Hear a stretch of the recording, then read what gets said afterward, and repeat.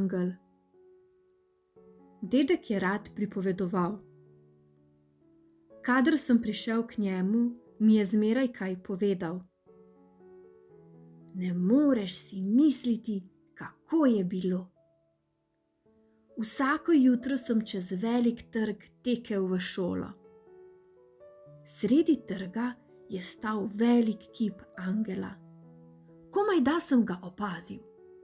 Zmeraj se mi je mudilo in še torbo sem imel težko. Enkrat bi me skoraj podrl avtobus, čeprav ni bilo veliko prometa.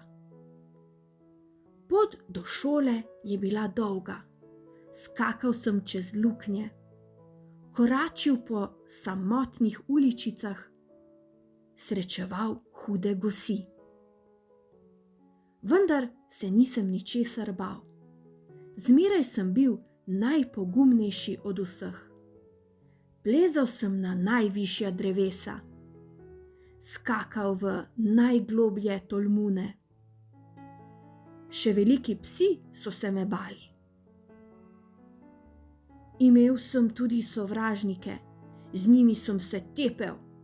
Včasih so me oni pretepli, največkrat pa jaz njih.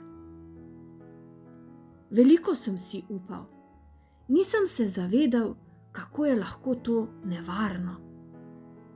Moj prijatelj Jožef pa se je. Zelo ga je skrbelo. Nekega dne je nenadoma izginil. Nikoli več ga nisem videl in sem bil zelo žalosten.